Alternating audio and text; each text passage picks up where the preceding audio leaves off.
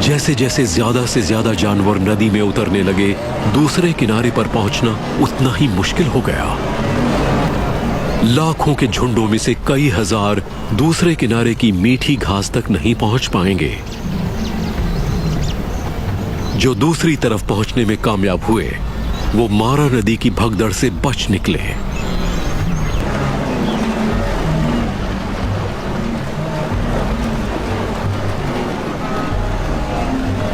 अपनी सूंघने की शक्ति की वजह से हाइना को नदी के किनारे हुई मौतों का पता चल गया है।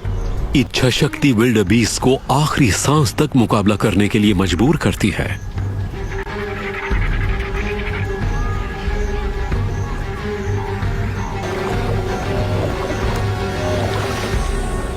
पर सभी जानवर मरे हुए नहीं हैं।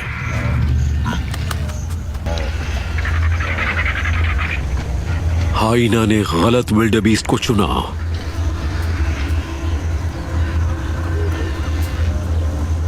हाइना को अब किनारे पर नए शिकार की तलाश करनी होगी।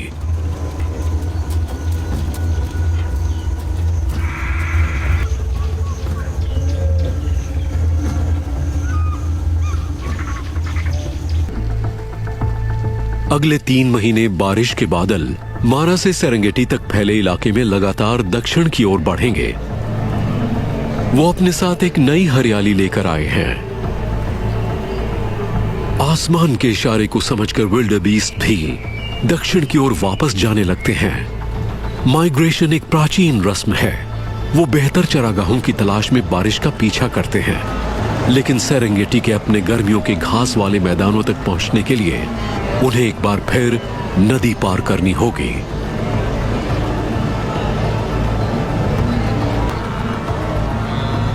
सर्दियों में खाए गए खाने ने इन्हें ताकतवर बना दिया है, इसलिए ये अब मुश्किल चढ़ाई भी चढ़ सकते हैं।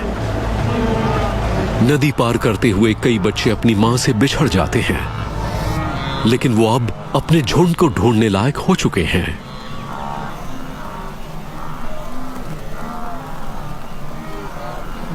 गिद्ध एक बार बचा हुआ मांस खाकर नदी को साफ कर देते हैं।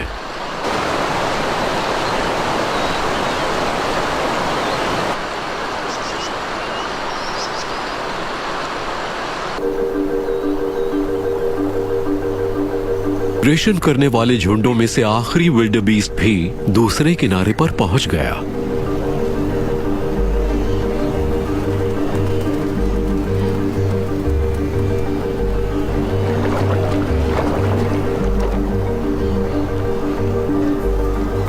माएं अपने बच्चों से दोबारा मिल गईं।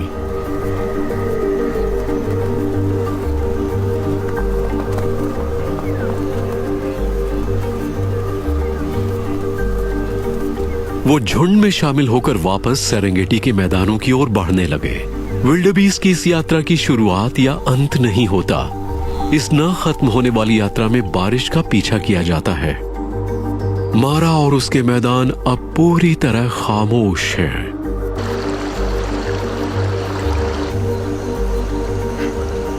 प्रवासी पक्षी भोजन करने के लिए मारा के पानी में वापस आ गए हैं। बड़ी दावत के बाद मगरमच्छ अपने पसंदीदा खाने पर वापस आ जाते हैं, क्योंकि बाबल्स अब मोटी हो चुकी है।